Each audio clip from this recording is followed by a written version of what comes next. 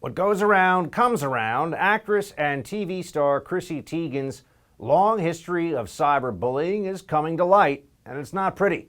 Multiple victims have come out against Teigen's alleged online bullying. It doesn't look like there's any chance of her lengthy apology salvaging her already very badly damaged reputation.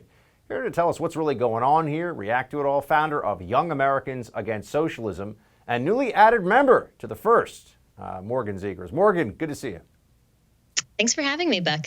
So let's just start with, why is Chrissy Teigen's name something that even I actively try to avoid celebrity gossip and headlines and stuff. It matters to me even less than professional sports, which I know barely makes me American, but nonetheless, here I am telling people the truth.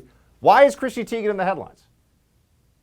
Well, I think you and I really align on this, in that idea of, why do we idolize people that have a lot of followers? Why do we idolize celebrities, actresses, singers, and people like Chrissy Teigen, who I think modeled for a few years and now is married to a singer? For me, I'm not a mother yet, but I definitely know one of the lessons I want to instill in my children is to not idolize these people. Look up to people who have strong core values, who have a great moral character, not people like Chrissy Teigen. And I think people, first of all, we were disappointed with leaders like Fauci this year, right? I mean, it turns out he's lied to us about quite a lot.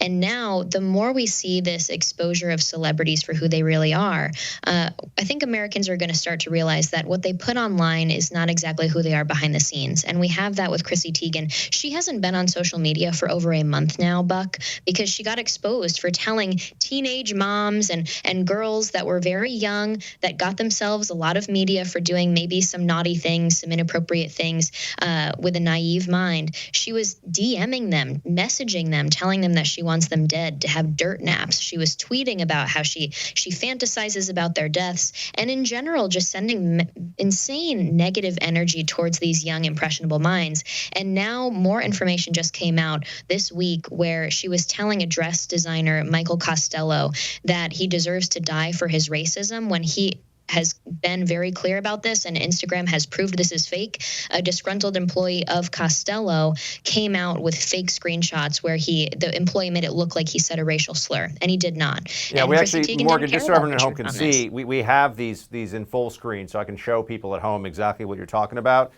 He wrote to her, Chrissy, can I call you? And she responded, no, I don't have anything to say to you. You will get what's coming to you. Chrissy, I've never called anyone the N-word. Those fake images were photoshopped from a former disgruntled employee. And she wrote, good luck with that, LMAO. Hope that story keeps your already dead career going.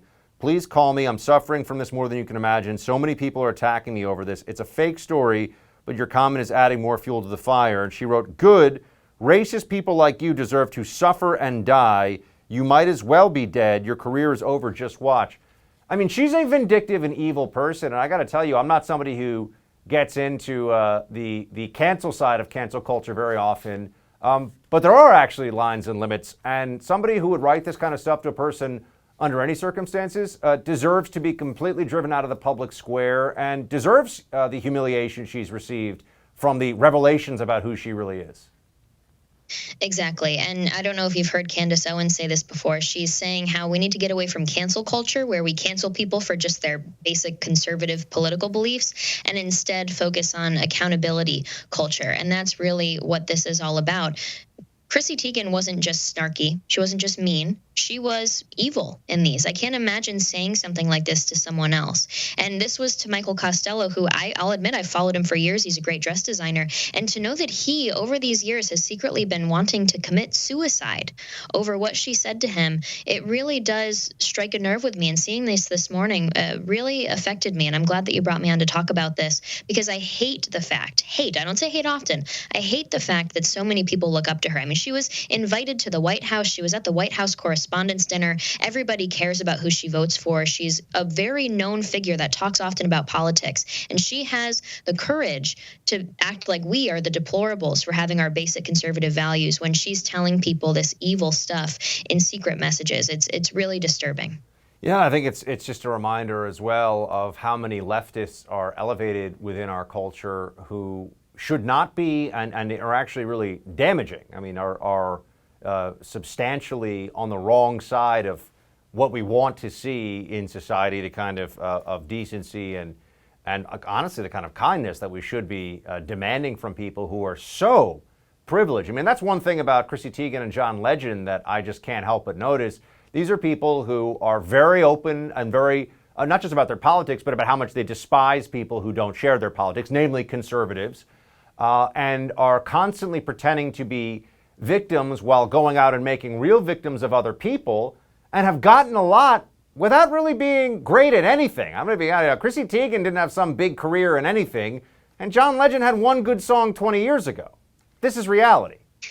Or whatever it was, 10 years ago, I don't know. Well, and it's a greater indication of the trend that's occurring. This isn't just with Chrissy Teigen, right? There is usually the story of people, celebrities, famous people. There's always a documentary that comes out later in their life that says, oh yeah, all that time when I was doing those interviews, all that time when I was on stage, I was high on drugs, I was an alcoholic, I was going through XYZ very serious problem, I was doing cocaine, that's why I was so skinny. And as they were going through these problems, they aren't telling the public this, and instead they're on these posters on little girls' walls and little boys' walls as they're growing up because they are idols. And unfortunately, we just are in a society that idolizes these celebrities, and we can all do our part, I would say, by encouraging the idolization of good and moral character and not people who have a lot of followers or fame from a skill like acting or singing.